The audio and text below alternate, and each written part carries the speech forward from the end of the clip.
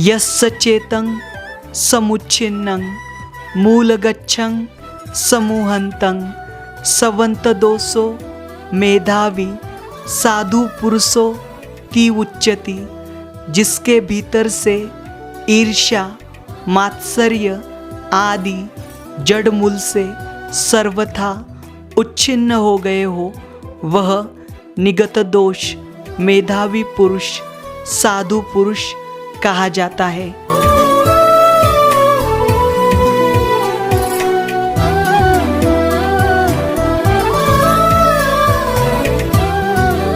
यह प्रकृति है, सबको आजमाती है। कितनी ताकत है हौसलों में, कितना गहरा है सागर और उसकी गहराई नापती है। जय भीम, नमो बुद्धाय।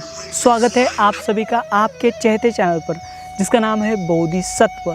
इस चैनल के माध्यम से आपको प्रियदर्शी चक्रवर्ती सम्राट अशोक इनके द्वारा निर्माण किए गए प्राचीन बौद्ध स्तूप हो, स्मारक हो या फिर गुफाएं हो, जिनका निर्माण कार्य प्रियदर्शी सम्राट अशोक इनके बाद में भी हजारों वर्ष तक किया गया, ऐसे वीरान और अनदेखे बौद्ध स्थल यह जो चैनल है आपको दिखाने की कोशिश कर रहे हैं। हम फिलहाल आपको बिहार राज्य में जहाँ जहाँ पर भगवान बुद्ध के चरण पड़े थे या फिर जहाँ जहाँ पर प्रियदर्शी सम्राट अशोक इन्होंने स्मारक निर्माण किए थे, वह स्मारक आपको दिखाने का प्रयास यह जो चैनल है वह कर रहे हैं। और आज का यह वीडियो बहुत ही महत्वपूर्ण है और इस चैनल के पिछले वीडियो बहुत ही महत्वपूर्ण है। ज्ञान प्राप्ति से पहले सिद्धार्थ बोधिसत्व इन्होंने जो राजगृह से लेकर उर्वेला की यात्रा की थी और इस यात्रा के दौरान वे जहाँ जहाँ पर ठहरे थे वहाँ पर प्रियदर्शी सम्राट अशोक इनके द्वारा स्मारक निर्माण किए गए और वे जहाँ से गुजरे थे उस मार्ग को जेटियान कहा जाता है। और जेटियान यहाँ पर मतलब यहाँ पर गया जिले के अत्रि नाम का जो मंडल है, यहाँ पर जेटियान नाम का गांव स्थित है। मतलब यहाँ पर वो मार्ग आज भी स्थित है जिस मार्ग से बोधिसत्व सिद्धार्थ ने मतलब उर्वेला की यात्रा की थी और जिन्हें यहाँ पर बुद्धत्व प्राप्त हुआ था, यानी बौद्ध ज्ञान। ये स्थली और इसके बीच में ये रास्ता है। यहाँ पर आप गया से आ सकते हो अथवा राजगीर से आ सकते हो। हाल ही में यहाँ पर जो जापानीज मंक है, जो जापानीज बौद्ध भिक्खु है, इनके द्वारा यहाँ पर एक स्मारक निर्माण किया गया और इस स्मारक में यहाँ पर जो भगवान बुद्ध की मूर्ति थी वह रखी गई है। और यहाँ पर की जो पहाड़ी है, इन पहाड़ियों में हमें आज भी यहाँ पर बौद्ध स्तूपों के अवशेष देखने मिलेंगे। तो आपसे अनुरोध है यह वीडियो ज़्यादा से ज़्यादा शेयर करें ताकि यह जो महत्वपूर्ण जानकारी है सभी देशवासी देख सके। तो चलिए आज का ये वीडियो हम शुरू करते हैं।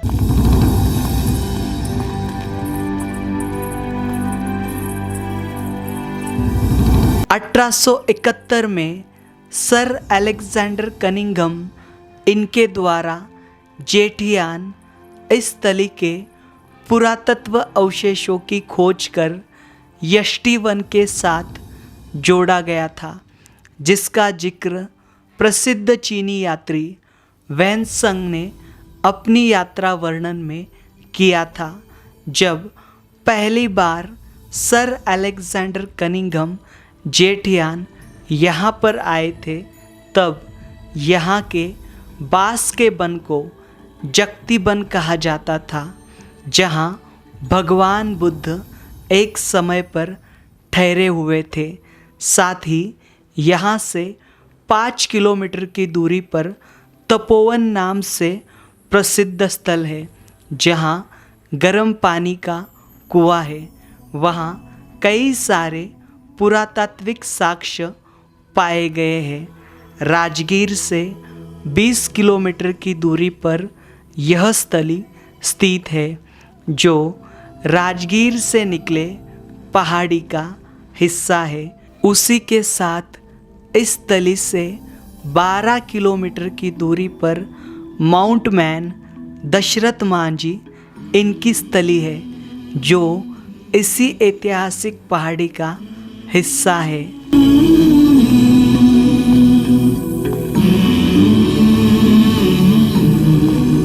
हम आए हुए हैं बिहार राज्य के गया जिले के कतरी प्रखंड के जेटियान। यहाँ पर हम राजगीर से निकले थे। राजगीर से ये जो पूरी पहाड़ी है राजगीर की, वह कवर करते करते हम जेटियान वैली से इस जेटियान में आए हुए और इस जेटियान का ऐतिहासिक महत्व आप देख सकते हो।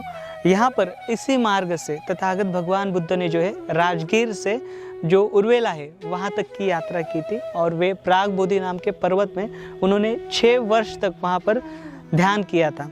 तो यहाँ पर देखिए ये जो स्थली है, यहाँ पर जेटियन यहाँ पर वे पहली मतलब यहाँ पर रुके थे। यहाँ पर राजा बिंबिसार द्वारा वेणुवन का दान दिया था, मतलब यहाँ पर वेणुवन में वे रुके थे यहाँ पर के। तो यहाँ पर देखिए, यहाँ पर प्रियदर्शी चक्रवर्ती सम्राट अशोक द्वारा अनेकों स्मारक जो है वे निर्माण किए गए। अभी ये जो स्थली है आज भी यहाँ पर देखिए, यह स्थली मतलब यहाँ पर और जो यहाँ इसका जो पुरातत्व साक्ष्य है उसकी खोज में हमें दिखाई देती है। यहाँ पर देखिए हमें यहाँ पर स्तूपों के ढांचे दिखाई देंगे। यहाँ पर देखिए उस समय पर कई सारे जो इतिहासकार है या फिर कई सारे जो शोधकर्ता है वे यहाँ पर आकर गए इस स्थली पर। इस स्थली का उन्होंने मुआयजा किया था और इस स्थली की जो रिपोर्ट है वह भी साझा की थी। यहाँ पर देखिए मेजर किट्टो हो या फिर यहाँ पर बैगलर हो, इनके द्वारा, या फिर सर अलेक्जेंडर कनिंघम हो, इनके द्वारा ये जो स्थल हम देख पा रहे हैं, आपको दिखा रहे, इन स्थलों की जो जांच पड़ताल है उस समय पर की गई थी। लेकिन उसके बाद यहाँ पर किसी भी प्रकार का जो कार्य है वह नहीं किया गया। देखिए ये जो जेटियन है, इस जेटियन के आप ये ऐतिहासिक सारे अवशेष देख पा रहे हो। यहाँ पर ये एक स्तूप है और स्तूप का ये जो मलबा आप देखिए, ये प्रियदर्शी चक्रवर्ती सम्राट अशोक इनके द्वारा बनाया गया स्तूप है, जिसका जिक्र वैनसंग ने अपनी यात्रा में किया था। यहाँ पर जो स्तूप बना था उसका देखिए, यहाँ पर स्तूप के अवशेष देख पा रहे हो, और ये सारी की सारी ईंटें आप देख पा रहे हो, ये मौर्यकालीन ईंटें हैं। बड़ी बड़ी विशाल ईंटें आपको यहाँ पर दिखाई देगी। और ये देखिए जेटियन इस गांव में यहाँ पर ये जो स्तूप है, महाकाय स्तूप, अपने सुजातागढ़ का स्तूप देखा होगा कितना बड़ा वो स्तूप है, ठीक उसी प्रकार का अति विशाल जो स्तूप है वे यहाँ पर था। लेकिन यहाँ पर अभी सिर्फ इसके महज जो अवशेष है वे हमें दिखाई दे रहे हैं। देखिए यहाँ पर ये ईंटों का मलबा और ये स्तूप का घेरा देख रहे हैं आप। स्तूप में आप पूरा घेरा देखें, इस पूरे क्षेत्र में मतलब बड़ी संख्या में और बड़ी मात्रा में जो है यहाँ पर स्तूपों का जो निर्माण कार्य है वह किया गया था। और आप भगवान बुद्ध ने उस समय पर जो यात्रा की थी यहाँ पर से मतलब अमूमन हम देख पाते हैं जहाँ जहाँ पर उन्होंने यात्रा की है भगवान बुद्ध ने, वहाँ पर प्रियदर्शी चक्रवर्ती सम्राट अशोक इनके द्वारा जो है स्तूपों का और स्मारकों का निर्माण किया है। ये पेड़ देखिए स्मारक के ऊपर आया हुआ है और इसकी जड़ें देखिए इन ईंटों को कैसे यहाँ पर तोड़ मरोड़ कर जो है जमीन के अंदर धस चुकी है। मतलब इस स्मारक को पूरा इस पेड़ ने कवर कर लिया और इस पेड़ के नीचे ये पूरा जो स्मारक है वह हमें दिखाई देता है। यहाँ पर देखिए ये ईंटें देखिए बहुत बड़ी बड़ी थी, यहाँ पर टूटी हुई है। और पूरा ये जो बरगद का पेड़ है, मतलब बरगद जो है ये सेंटर पॉइंट हुआ करता था। मतलब जो स्तूप है, स्तूप का जो बीच में का सर्कुलर है वे यहाँ पर रहा होगा, उसके जो अवशेष है वे हमें यहाँ पर दिखाई देते हैं। ये देखिए यहाँ पर आइए, यहाँ पर देखिए हमें ईंटों का जो बेसमेंट है वे दिखाई देता है पूरा। ये देखिए, आइए यहाँ पर, ये देखिए ये ईंटें आप देख पा रहे हो, ये कितनी बड़ी ईंट है। और साथ ही साथ यहाँ पर देखिए ये अति विशाल ऐसी जो ईंट है वो दिखाई देती है। ईंट जो है ये मौर्यकालीन ईंट है, काफ़ी बड़ी है। यहाँ पर ये आधुनिक स्मारक बनाया गया और इस आधुनिक स्मारक में यहाँ पर स्तूप जो है मूर्तियाँ हैं वे रखी गई और इस स्मारक का नाम है लॉर्ड बुद्धा मंडपा। ये all Kochi young Buddhist association member of Japan, मतलब जापान द्वारा ये यहाँ पर जो स्मारक है वे बनाया गया और यहाँ पर इन्होंने जानकारी भी दी है यष्टि वन का महत्व, ये विशिष्ट स्थल है। और इसके अनुसार देखिए यहाँ पर वेंसन के विवरण के अनुसार बांस के उन वनों में से आच्छादित था। मतलब यहाँ पर भी जैसे मैंने आपको बताया वेणुवन, यहाँ पर वेणुवन हुआ करता था। और यहाँ पर देखिए इसी यात्री के अनुसार सम्राट अशोक ने यहाँ पर स्तूप का निर्माण करा था, जैसे हमने आपको अभी अवशेष दिखाए। तथा बिंबिसार राजा ने नीचे उतरने हेतु सीढ़ियों का निर्माण कार्य किया गया था और पत्थर को यहाँ पर बिंबिसार राजा ने कटवाया था। ऐसी जानकारी जो है यहाँ पर दी जाती है। देखिए जैसे मैंने आपको जानकारी दी। और साथ ही साथ यहाँ पर ज्ञान प्राप्ति के बाद भगवान बुद्ध जो है यहाँ पर वर्षावास के समय में 3 महीने यहाँ पर रह चुके हैं। इस प्रकार की जानकारी हमें मिलती है। आइए यहाँ पर क्या हम मूर्ति देखेंगे।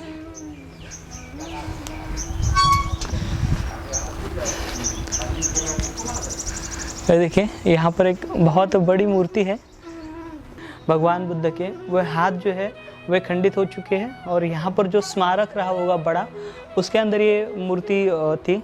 देखिए हमारे साथ इस गांव के स्थानीय के नाम आपका साहब? सत्येंद्र सिंह मेरा नाम है। हाँ, सत्येंद्र सिंह। ओके, ये जो मूर्ति है आपने पहले कब देखी थी यहाँ पर, मतलब कब से प्रतिष्ठापित की गई यहाँ पर? जब को हम स्थापित तो किया गया 2000 में। 2000 में। और कब देखी थी आपने इसको? जब से हम बचपन थे ना, याद है, उसी समय से देख रहे हैं। और पूर्वज लोग भी बता रहे हैं कि हम लोग को याद नहीं है कब से ये मूर्ति है। ये ऐसी कितनी मूर्तियाँ रही होगी बड़ी बड़ी? यहाँ पर तो यही है, और हाई स्कूल में एक ऊपर में है। अच्छा, वो स्थापित किया हुआ। इस स्थान को आप पहले क्या मानते थे, मतलब यहाँ पर बुद्धिस्ट आने से पहले आप इस स्थान को? कुछ नहीं, इनको तो दूसरे भाषा शब्द में लोग बोलते थे कि दूसरा चीज़ है ये।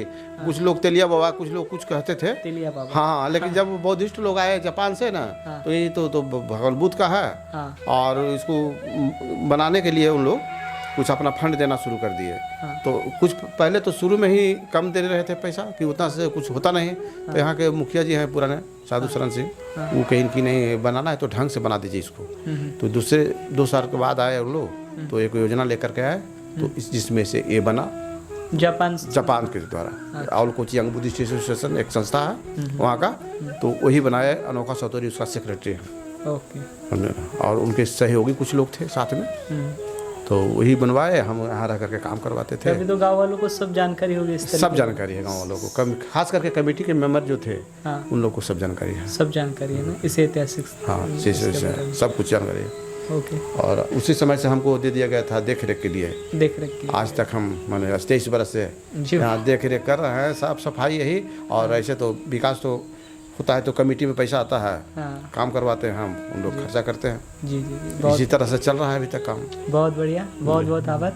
देखिए इस प्रतिमा को देखिए। इस प्रतिमा में आपको अवस्था में भगवान बुद्ध दिखाई देते हैं मेन, और उनका फेस जो है, फेस थोड़ा सा ब्लर हुआ है क्योंकि बहुत काफ़ी समय हो गया, घिस गया है। और दोनों साइड में आप भूभूमि स्पर्श मुद्राएं देख पा रहे हो, उनका भी सर खंडित है। और साथ में साथ यहाँ पर 2 उपासक हमें दिखाई देते हैं, उनके भी हाथ पैर जो है या फिर मुंह जो है वह खंडित हुआ है।